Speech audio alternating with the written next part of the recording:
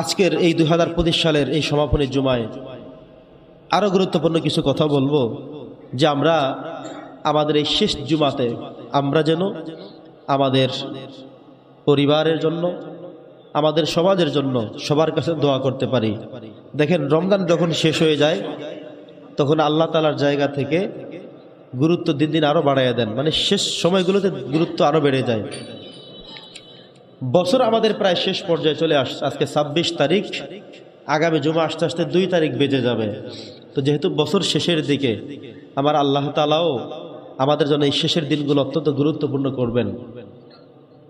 এবং আল্লাহ তাআলার ঘোষণা যে ইন্না ইদ্দাতাশ শুহুরি ইনদাল্লাহি 12 শাহরান ফি কিতাবিল্লাহ, আমি আল্লাহ পৃথিবীর যেদিন সৃষ্টি করলাম সেদিনই সিদ্ধান্ত গ্রহণ করেছি যে আমি পৃথিবীকে 12 মাসে চালাবো। কত মাসে বলেন সবাই? 12টা মাসে চালাবো, সেই সিদ্ধান্ত করি আল্লাহ করছেন। এখন আল্লাহ দিয়েছেন আরবি মাস, আপনারা বানাইছেন বাংলা মাস, ইংরেজি মাস, কিন্তু মাস কি আর 13টা বানানো গেছে? আল্লাহ তাআলা এই যে চন্দ্র এবং সূর্যের, প্রত্যেক দিন সূর্য দিয়ে একদিন কাউন্ট হয়, চন্দ্র দিয়ে মাস কাউন্ট হয়।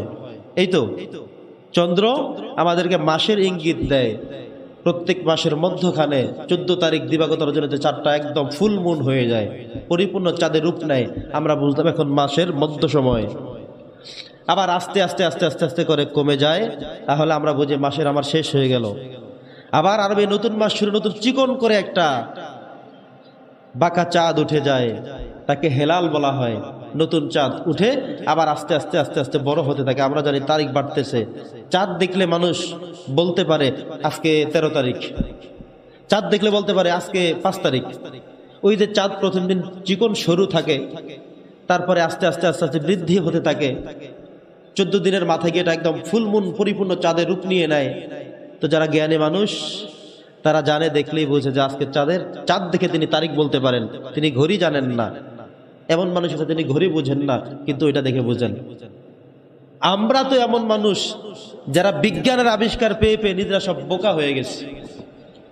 আগের সময় মানুষ বা এখনো যারা বুড়ো মানুষ ওই সূর্যের দিকে তাকায়, এখন 1টা বাজে, আবার সূর্য তাকে বলে এখন 11টা বাজে। সূর্য তাকে উনি বলতে পারে এখন 3টা বাজে, কারণ উনি অ্যানালাইসিস ছোটবেলা থেকেই করছেন, এই গবেষণা তার আগ থেকেই। আর আপনাকে আমাকে জিজ্ঞাসা করলে আমি উপরে না তাকিয়ে হাতে তাকাবো যে একটু ফোনটা বের করে নেই, কিন্তু ওই লোক বলে দিস এখন 3:45 বাজতে পারে, এখন 3:30 হতে পারে। কারণ কি? তিনি এই বিজ্ঞানের আবিষ্কারটা তিনি মুখস্থ করেছেন। আল্লাহ পৃথিবীকে যেভাবে সৃষ্টি করেছেন তিনি সেইটাকে আত্মস্থ করার চেষ্টা করেছেন। আপনাকে বলা হলো আরবি মাসের তারিখ অনেকেই জানে না, কিন্তু একজন মুরব্বী তিনি আকাশের দিকে তাকিয়ে বলতে পারেন আজকে আরবি মাসের এত তারিখ। একটু বেশ কম হতে পারে, কিন্তু আপনি আমি জানিও না এখন মাস চলে কোনটা, তারিখ হতে পারে কত। ক্যালেন্ডার বের করে 5 মিনিট দাঁড় করে রেখে তারপরে বলে ভাই আজকে বাংলা মাসের অমুক মাস, আজকে আরবি মাসের অমুক। ঠিক কিনা? আমরা সবাই ইংরেজি নিয়ে শুধু দৌড়াই। এই যে বছরের শেষ সময়ে এসে আমরা আল্লাহর কাছে নিজের জীবনের সমস্ত গুনাহগুলো, অপরাধগুলোকে অনুতপ্ততার সাথে আমরা বলছি আল্লাহ যেন আমাদেরকে মাফ করে দেন। বছরের শেষে কতগুলো গুরুত্বপূর্ণ করণীয় আছে আমাদের সন্তানদের, আমাদের প্রতিবেশীদের উপরে। 31st নাইট নামে 31শে ডিসেম্বর রাতে তারা নতুন বছরকে উদযাপন করতে গিয়ে আতশবাজি করেন, গম ফুটান, বোম ফুটান, শব্দ করেন। ঘুমে থাকা, বিভোরে থাকা বাচ্চাগুলো চিৎকার করে ওঠে, পাখিগুলো কিচিরমিচির করে তাদের বাসা থেকে দৌড়ে ঘুরে বেড়ায়, পশুগুলো অনেকের কর্ণকুহর ফেটে যায়। এমন দুর্ঘটনা বিদেশেও ঘটে, আমাদের বাংলাদেশেও ঘটে। বাংলাদেশে এমনও হয়েছে এই আতশবাজি করতে গিয়ে সে আগুন এক ভবনে পড়ে আগুন লেগে গিয়ে মানুষ মারা গিয়েছে, হতাহত হয়েছে। একটা শিশুর কানের পর্দা ফেটে গিয়েছে। অনেক শিশুর রাত্রে লাফিয়ে ওঠে, কি হলো এত রাতে? কারণ শিশুরা স্বাভাবিকভাবে সন্ধ্যায় ঘুমিয়ে যায়, এশারের সময় ঘুমিয়ে যায়, কিন্তু রাত্রে 12টায় আপনার ছেলে সজাগ থেকে হঠাৎ করে এমন এক আতশবাজি করলো, এমন এক গম ফুটালো, বোম ফুটালো, এমন বিকরণ এক শব্দ হলো, সব বাচ্চাগুলো, বৃদ্ধ মানুষগুলো ঘুম থেকে লাফিয়ে উঠলো, নামাজে মানুষদের ডিস্টার্ব হলো। ঠিক কিনা বলেন? আপনার এই কারণে যদি কোনো একটা ইমানদার বান্দা ফজরের নামাজ জামাতে পড়তো সিদ্ধান্ত ছিল, কিন্তু আপনার এই গম ফুটানের, বোম ফুটানের, আতশবাজির হইচইর কারণে আধা ঘন্টা ঘুম নষ্ট হলো, ফজরের নামাজ জামাত থেকে মাহরুম হয়ে গেল, এর জবাবদিহিতা আপনাকেও দিতে হবে। প্রিয় সুধী, আমরা দেখি, আমরা দেখেছি, বাস্তবতা হলো যারা করে তারা আসমান থেকে কেউ আসে না, মঙ্গল গ্রহ থেকে সেরা থেকেও নামে না, হয়তো আপনারা আমরাই। আমাদের সন্তানরাই, আমাদের ছোট ভাইরাই, আমাদের ছাত্ররাই, আমাদের সমাজের ছেলেমেয়েরাই কাজগুলো করে। অথচ 31st নাইট এই রজনী উদযাপন করা এটা বিধর্মীদের কালচার। নবীজি বলছেন, মান তাশাব্বাহা বিকওমিন ফাহুয়া মিনহুম।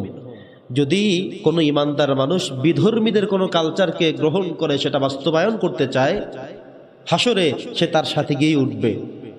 সে বলবে, ইন্নালিল্লাহ, আমি তো বাংলাদেশে আমার দাফন করা হয়েছিল বাবা মায়ের পাশে, চিরনিদ্রা আমি গিয়েছিলাম, আজকে কেন আমি নেইমারের সাথে, আজকে কেন আমি মেসির সাথে? কারণ আপনি চুল রাখছেন মেসির মতো, আপনি গেঞ্জি পরছেন নেইমারের নামের, এই জন্য আল্লাহ কয় সেই দেশে গিয়ে, ব্রাজিলে গিয়ে উঠ, আর্জেন্টিনাতে গিয়ে উঠ সেখানে, কারণ তোমার এই বেশভূষা চলাফেরা ইমাম সাহেবের মতো ছিল না, নবীজির অনুকরণে ছিল না, সুন্নাহ লেভেলে ছিল না। এই জন্য আমরা যেন এই যে আসবে, আজকে তো 26 তারিখ, 31 ডিসেম্বর দিবাগত রাতে এই কাজগুলো আমরা করে থাকি। আমরা যারা মসজিদে আছি, আমরা কি বলতে পারি আমরা এটা করবো না? আমাদের মুরব্বী যারা আছেন, যারা বাবা হিসেবে আছেন, আপনারা কি এটা সিদ্ধান্ত কি নিতে পারেন যে আমি আমার সন্তানকে সেদিন ঘুমিয়ে রাখবো, ঠিক মতো ঘুমাবে, সে সকালবেলা উঠে সে বলবে যে নতুন বছরের শুভেচ্ছা, কিন্তু সে রাতে গম ফুটাবে না, বোম ফুটাবে না, আতশবাজি করবে না, টাকা পয়সা ব্যয় করবে না।